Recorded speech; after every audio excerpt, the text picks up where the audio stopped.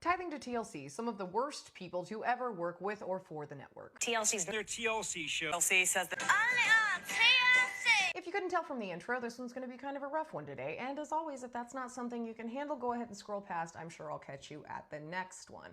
That being said, we are going to go into a specific type of person in this one because quite frankly, there's so many, it'll probably be like 3 videos.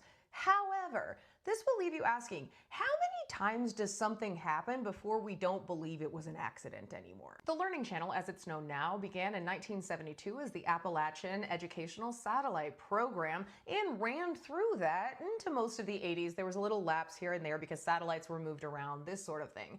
Then they changed their name at some point to AESP, the Learning Channel, until the early 90s when Discovery announced that it had reached an agreement to purchase it and it became just the Learning Channel TLC. From 1998, you'll probably remember these ads, Life Unscripted, and they had shows like The Baby Story and things like that that a lot of people really liked. However, in 2008 to the present, they decided to take a direction that was much more focused on bringing reality TV to people. I will not be showing you these in any particular order. However, there's one that I did want to start with because not a lot of people talk about this, and to my knowledge, he still is welcome to work with the network, even though he has had several allegations.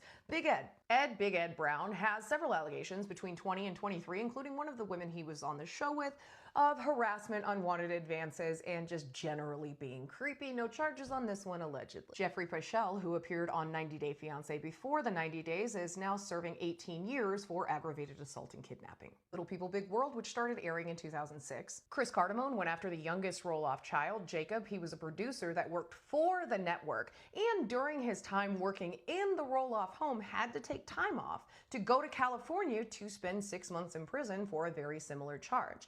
Now, there was never any charge with Jacob because he came out with it years later. However, he did have a conviction from something else, and TLC continued to work with him until at least 2014, including putting him in charge of Amy's charity golf tournaments. While they may not have known about Jacob, they should have known about his other charge if they were going to put him in a house with a bunch of children as a representative of their network. Cheer Perfection, which aired in 2014, 2015, right around the time of that big Duggar scandal, but people kind of forgot about this one because it happened like right before that. However, this show didn't air very long because 2 of the parents on the show committed very serious crimes. Ronald Dunlap was arrested for possession. He was one of the coaches on the show and his wife owned the gym that they were filming at. The big one, and no one talks about this that much because like I said, this happened like right before everything with the Duggars broke. I'm getting to them in a minute.